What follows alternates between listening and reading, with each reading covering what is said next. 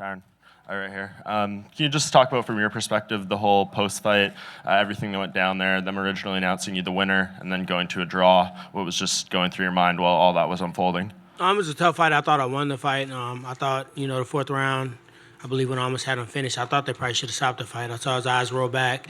I was surprised they didn't stop it. It looks like in Eddie's fight, they stopped it a little bit sooner than mine. But, you keep fighting, you keep pushing forward. He's a tough guy. He recovered. I think I punched him one more time and woke him back up. And he revived with some energy. So just in general, it was just a back-and-forth fight. And when they said that, I looked over like, hell no, I'm not about to give my belt away because I did not lose this fight. So I just felt real confident I won the fight. And I was just kind of a little bummed, that it was a draw because I felt like I clearly won the fight. Yeah, and at the end of the day, it's still a draw on your record. Dana just said that he wants to do a rematch. He thinks that makes sense. Is that something that makes sense to you, just so you can, get the win without doubt? Well, unlike the last fight when I won the belt and I got 20 seconds to think about it and everybody wanted to see who I'm fighting immediately next, I think I deserve this. Many of you guys didn't even pick me to win this fight. Many of the crowds was against me, so I'm going to talk to my management team and we're going to see what's next for me. I don't know if Mr. McGregor want to go for a third belt. It looked like he was talking a little noise in the back, so we'll see. We'll see what happens. Well, finally, on the note of a third belt, Dana said that when he wanted his second in the cage, that you let them borrow it.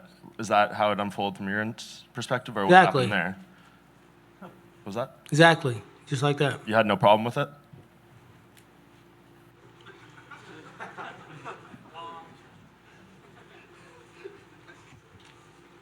Tyron, I was going to ask you about that, and how hard was for you to borrow your belt when he was so disrespectful and he said so many comments during the weekend, and we saw a video yesterday, you guys exchanging words and backstage the weigh-ins. I'm a professional at the end of the day, and it's obvious that the majority of the crowd is here to see Conor McGregor, so he's built this mystique about himself that everybody wants to watch him fight and watch, his antics and all those things like that. So it's silly for me to try to go out there and turn the crowd on my side when I know 99.9% of the people are here to either watch Conor win or lose. So I'm just focused. I really took myself out of that after the actual real weigh-in. It was really no words actually said to me. Besides what's up, and then it was some social media stuff. But when I was in the back about to do the weigh-ins, like the ceremonial weigh-ins, I was just focusing on the fight because, just to be honest, if you want to get to me, you can get to me. Nobody. If I want to get to John Morgan, nobody in this room can stop me from getting to him, and that's just point blank. And I'm coming for you because I know you pick Wonder Boy.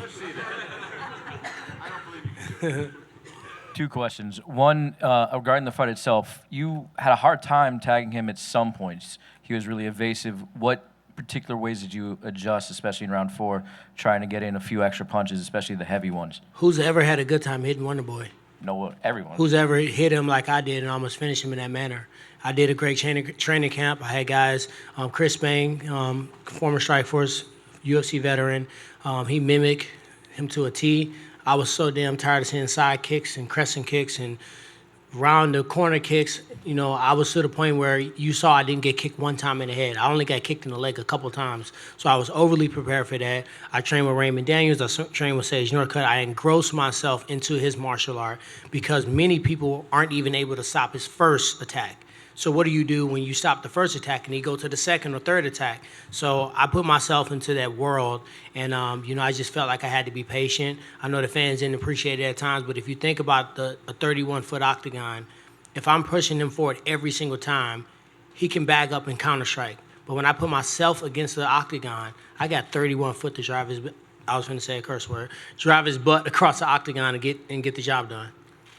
And finally, describe getting your belt back. Did Conor actually hand it to you, or did somebody have to? I just want the drama, don't you? Absolutely, yes. The person that asked me to use the belt issued the belt back to me. Fair enough. I have not seen Conor since he won his fight. Fair enough.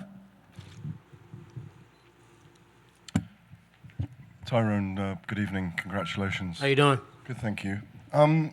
One of the things you did very well tonight was to, as you say, to be patient and counter with your right over his left, yeah? Yeah. A lot. And that right hook looked like it was going to knock him out. Yeah. You know, in the second and third. You didn't think he was out? Maybe he was out. Yeah, I thought you had a brilliant game plan. I wondered how much Duke Rufus had helped you in that process. Duke Rufus helped a ton, you know, not only just with his background in sport karate, his brother and his dad who grew up teaching him that art form, so he knew how to beat that style, but he also was open-minded to me bringing in other coaches. Like I brought in a national taekwondo, you know, training partner. I brought in Raymond Daniels. I brought in all these different guys, and he could have been like, hey, you know what? I got this. I got the training partners. You know, we got Eric Koch here. We got Anthony Pettis. These guys are more than sufficient to provide that look of Wonder Boy. But he was all about the task, all about winning the belt. So he really didn't, you know, mentally, you know, get the ego. So that's what I love about Duke. He don't sweat the technique. We just want the results. I don't want to cause any drama, but just want to know what it would be like to knock Conor McGregor's head off. Obviously, you're a much bigger man. And just talk to us about what really has gone through your head, because it clearly has. I mean, to be just straight up honest, Conor McGregor is a guy that fought at 145 ever in his life. I haven't weighed 145 since my sophomore year in high school. So if I beat him, it would be like you bullying a boy. I'm not gonna say that because he's tall, he has long arms, he had good timing, and when you got, you know, good timing and things like that, you can place good punches. But I'm 100% positive he's never been hit with the shots I'll hit him with. Stevie Wonderboy is literally got my bid today because I hit him with some stuff and he recovered from it. I just don't think Conor understands the pressure I can put on him, the power I can put on him, and all the different attacks. So I think it's good for media, but in general, man, I don't know how I can win. If I beat him, everybody's gonna say I was supposed to beat him. He was a former featherweight. If I lose to him, then obviously we know what's gonna happen there. But do you think the fight will happen? I mean, if he wants to fight, I mean, we can sign it right now. I'm good on the fight. I mean, I just don't think it's a good idea for him to fight me. Hey, T-Wood. Congratulations on the win. Thank you. Question for you. A lot of people were concerned, well, not concerned necessarily, but thought that maybe you'd burnt out your arms trying to go for the choke with Steven. How did you feel after that, and how close did you think you were? Because that was quite a long time that you did try for it. Well, the biceps was definitely burning, 100%. But he was, I had him in the choke. It was so deep. And I know I got a good guillotine choke. And I heard him kind of heaving, and like, you know, he couldn't breathe and it looked like he was panicking. So I'm like, oh, he's about to tap out. I'm going to just keep squeezing. Then my legs was sliding down his back because it was sweaty. So I tried to adjust my legs. And don't get me, Wonder Boy, I see you in the corner. But he doesn't have the largest head. So that baby popped out.